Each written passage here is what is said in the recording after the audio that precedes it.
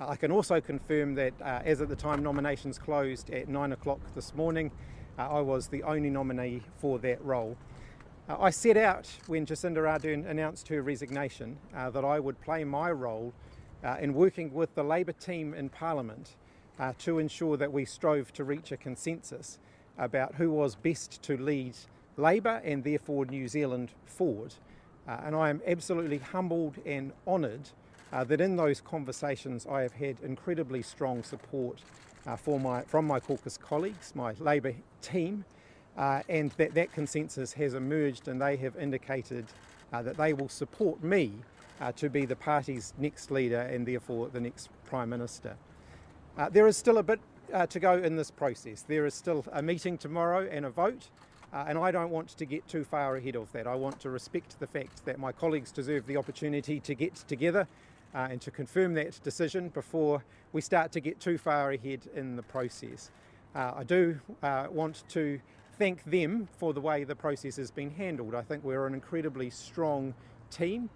We've gone through this process with unity and will continue to do that. I feel really fortunate to be working with such an amazing group of people who have a real commitment to the service of the people of New Zealand, a real passion for our country, one that I share. I'm incredibly optimistic about New Zealand's future. I'm really looking forward to the job. I'm feeling energised and enthusiastic, and I'm looking forward to getting into the work. So I do want to thank the people of New Zealand as well for their patience during this process. I acknowledge that the resignation of a Prime Minister is a big thing, and I can pledge to them that they will have my absolute dedication and devotion in the coming weeks and months as I get into the new role. Can you win the next election? How does Prime Minister Chris Hipkins sound to you? Look, it's a big day for a boy from the hut, and look, I'm really honoured and humbled by the support that my colleagues have shown towards me. It's an enormous privilege. It's also an enormous responsibility, and the weight of that responsibility is still sinking in. But I absolutely take that very seriously, and I'm really looking forward to it. Can Christopher Hipkins beat Christopher Luxon? What are your priorities and biggest challenges as you take this on? Look, I'm going to avoid comment on positions or policy today. I'm not commenting on those things today. The process isn't yet finished. I've not yet been confirmed as the leader or as the Prime Minister, and we'll get into those things in due course. Can you win the election? Yes. Can you beat Christopher Yes. Luxon and win the election? Can you get back that support that Labour has lost in the last year or so? Yes. How do you intend to do that? Look, we'll set out a bit more about that once we've actually got a result, and you'll expect to hear a lot more from us tomorrow. For today, I absolutely acknowledge that I've had a lot of support from my colleagues. I'm really humbled by that. I'm not going to get ahead of the process further by getting into conversations that we yet to have. Who's going to be your deputy? Who's going to be your deputy? Will Carmel Sepuloni be your deputy? Look, I'm not going to get into comments on any other positions today. Again, as we always have done in the past, there are further conversations that the Labour team needs to happen. Why do you think that Christopher Hipkins can beat Christopher Luxon? Look, I've thoroughly enjoyed being a minister in Jacinda Ardern's government. I think the New Zealand public have seen the work that I have done. I've dealt with some challenging situations over the last 5.5 years, the last couple of years particularly. And I'm a human being.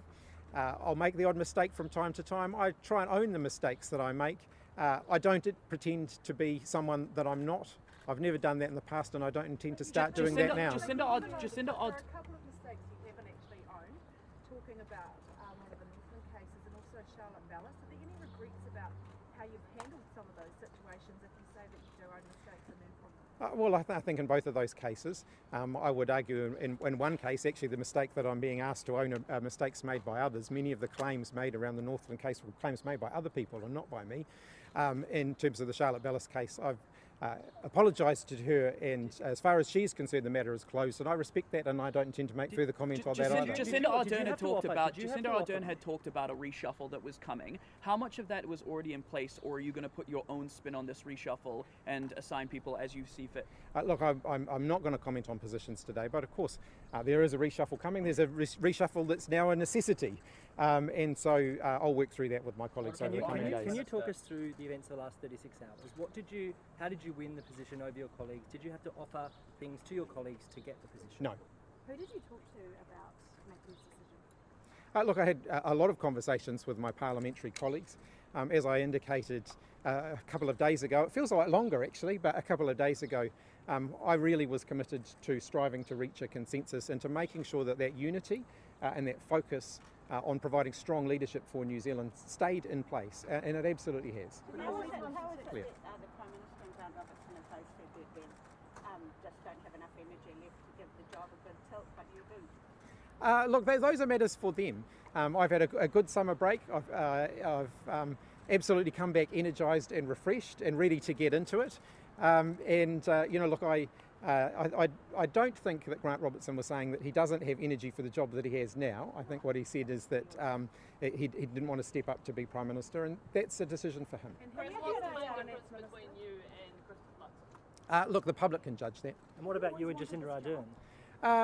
Look, I'm a politician. I love my job, and I'm really passionate about it. It's a massive honour to have this opportunity to be Prime Minister. We understand you. Can you tell us a little bit about yourself? What do you do when you're not at work? Yeah, sure. I'm a boy from the hut. I grew up in the hut. My parents came from relatively humble beginnings and worked really hard to provide a good life for my brother and I. And my commitment in politics is to make sure that we provide opportunities for all Kiwis who want to work hard to be able to work hard and get ahead and provide a better life for themselves and for their families. I like to cycle, I like to garden, I like to be outdoors where I can, I like to DIY. Maybe I don't have the best fashion sense in Parliament. I'd say that the people making those comments probably aren't standing near mirrors when they do, but I am who I am. You know about the vitriol that surrounds politics at the moment? Yes, I think there has been an escalation in vitriol, and I want to acknowledge that some politicians have been the subject of that more than others. And our current Prime Minister, Jacinda Ardern, has absolutely been on the receiving end of some absolutely intolerable and unacceptable behaviour. Look, I accept when I put my name forward for this job that I open myself up to a lot of scrutiny and a lot of criticism. I go into this job with my eyes wide open of knowing what I've stepped into. Is there anything that you want to get off your chest? Skeletons in the closet? Look, I'm a human being, and with all human beings, there'll be no one's perfect, I don't pretend to be. You're known around. What differences will you bring to the leadership role as opposed to your predecessor? Look, I think people can judge that in time. Jacinda Ardern has been an incredible Prime Minister for New Zealand. She was the leader that we needed at the time that we needed it.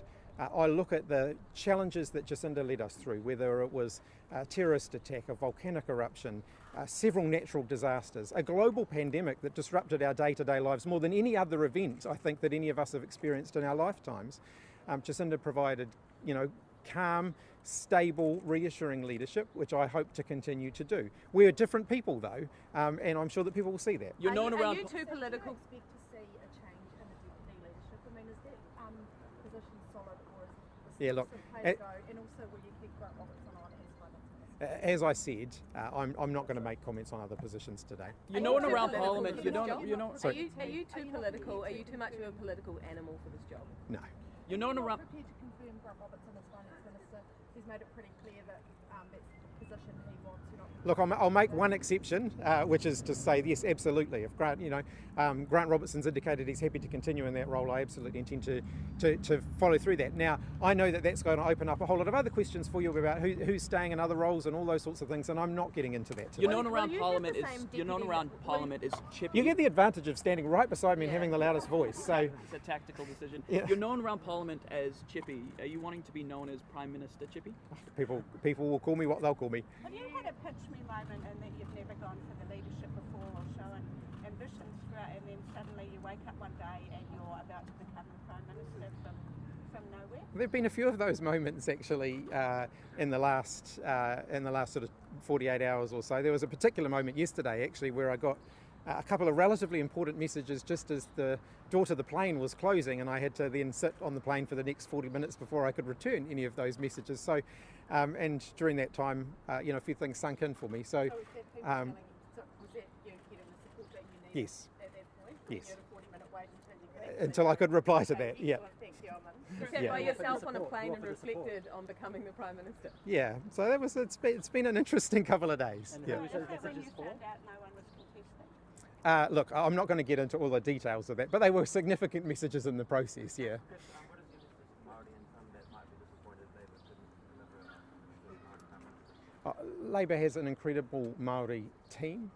I'm really proud of them. I'm really proud to work alongside them. They'll continue to play a really pivotal role in our government as they have done in the last 5.5 years. How would you describe your political style? I like to think I'm pretty upfront and pretty straight with people. I like to think I'm pretty decisive and that I can get things done. Are you going to run a clean campaign? You've been Yes. involved in a dirty politics scandal before. And accidentally, but yes, absolutely. What would your message be to Labour MPs who wanted Grant Robertson? Grant Robertson's a great friend of mine. He's a really important member of our team. I respect that he decided of his own volition that he didn't want to put his hand up for the job. I'm happy to speak for myself. He can speak for himself. Are you concerned that there are people in the Labour caucus though who wanted him to have the job? No, absolutely not. The feedback that I have had from all of Labour's MPs over the last 24 to 48 hours has been an incredible amount of support for me to do the job. How leadership style? Like I said, I think I'm relatively upfront, relatively inclusive.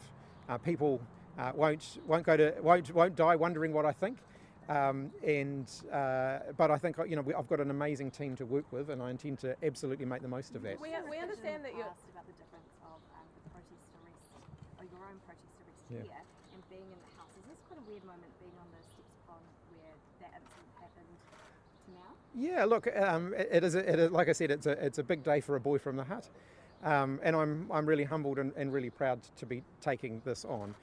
It is the biggest responsibility and the biggest privilege of my life, and all of the experiences that I've had through my life have contributed to this point, and some pretty amazing people as well. I want to acknowledge when you put your name forward in politics for a position like this, you do so with an enormous network of support. I've had amazing support throughout my life from my family, from the people around me, from my work colleagues, from the people who have worked with me here at Parliament. I wouldn't be here without all of the support that they have given me. You were Revisit policies like capital gains tax and superage that were taken off the table by Ms Ardern? As I said, I'm not getting into policy discussions You today. were head boy, and we understand you were voted most likely to be Prime Minister in your last school yearbook. Were you always destined for this job? I don't really believe in destiny in politics. I actually believe in hard work, and I've contributed as much as I possibly can in the time that I have been in public life, and I'm going to continue to do that. Having said that, I've also always resolved to be a member of my team, and I've always endeavoured to support the team in every way that I can. If you lose the election, will you stay on as opposition leader? Look, I don't intend to lose. Do you have any political regrets? Look, I believe in looking forward. Of course, if I sat down and thought through, there'll be mistakes. There'll be things that I would do differently if given a second opportunity to do them again differently. But you have to keep moving forward. And sorry, can we just Yeah. ask you that again? Someone at home watching this and they don't know who you are, it's the first time they've seen you, how would you describe yourself in one sentence? A hard worker, and someone that's absolutely committed to leaving New Zealand in a better shape than I found it. And just, have you had any conversations with Jacinda Ardern over the last 24 hours, and are there any details that you can share with us? Yeah, I mean, since the result was clear, of course I've had conversations with her.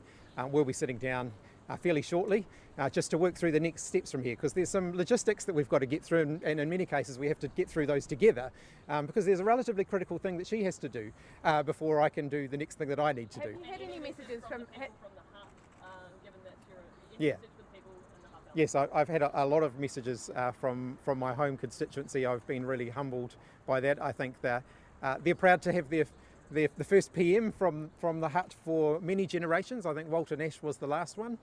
And so I've been, really just warmed by the level of support that I've had from my local. Have you had any people. messages from world leaders? I've had a conversation with Anthony Albanese. It's been great to be able to talk to him. I'm looking forward to catching up with him, I hope, in person fairly soon. A few things to get through again before that happens. To be honest, there are so many messages on my phone at the moment. I'm not sure. I couldn't give you a definitive answer of who else I've heard from. But that clearly is a very important relationship for New Zealand. And can you commit to leading Labour through to the 2026 election, win or lose 23? I intend to win in 2023. How did that conversation with Anthony Albanese take place though? Did he reach out? He gave me a call. Unfortunately, I missed his call, but I then called him back and we had a good chat. You have a prior relationship, you're Labour brothers across the Tasman. Of course, look, I think, there is a Labour government in Australia, a Labour government in New Zealand. Of course, that means that we're going to have a good working relationship. He's had a very solid working relationship with Jacinda Ardern. I think from our conversation this morning, which was very warm, I'm absolutely sure that we're going to have a very good working relationship as well. You're known around Parliament as someone with a healthy sense of humour and a healthy sense of being able to laugh at yourself. Will you be able to keep those two qualities as Prime Minister? Absolutely. Are you New Zealand's first ginger Prime Minister? I think it was about time we had a ginger at the top, but I don't know. Yeah, I'm sure you could do the research. How would you describe when a lot of New Zealanders are doing it tough? Are you going to be bringing in fresh ideas? Absolutely. What are they? Like I said, I'm not getting into policy or positions today. In terms of the process, Jacinda and I will work through that over the next sort of 24 to 48 hours, and then we'll set out a timetable. I accept people want to know when all those things are going to happen. We'll get the details of that lockdown and we'll let you know once we've done that. How would you describe the shape of New Zealand right now? I think New Zealand is an amazing country. We have so many opportunities here in New Zealand. There is nowhere else in the world that I would want to live and that I would want to be raising my kids. I acknowledge that at the moment we're going through some economic turbulence and we're going to have to navigate our way through that. I believe passionately that we can come out the other side of that in better shape than we went into it. I'm really optimistic about our future. And I'm really committed to leading New Zealand through that in a way that is strong, stable and unifying. A lot of the hatred and vitriol and disquiet that was directed towards Jacinda Ardern was surrounding the COVID-19 restrictions. You were intrinsically linked with every single one of those decisions. Can you separate yourself from that? Yes, I can, but I also think that much of that came from a very small minority, and that actually the vast bulk of New Zealanders are very proud of what we achieved as a country around COVID-19. We had one of the lowest rates of death from COVID-19 in the world. We actually had some of the fewest days of lockdown compared to other countries that we would compare ourselves to. That's a track record that I think New Zealanders as a whole should be proud of.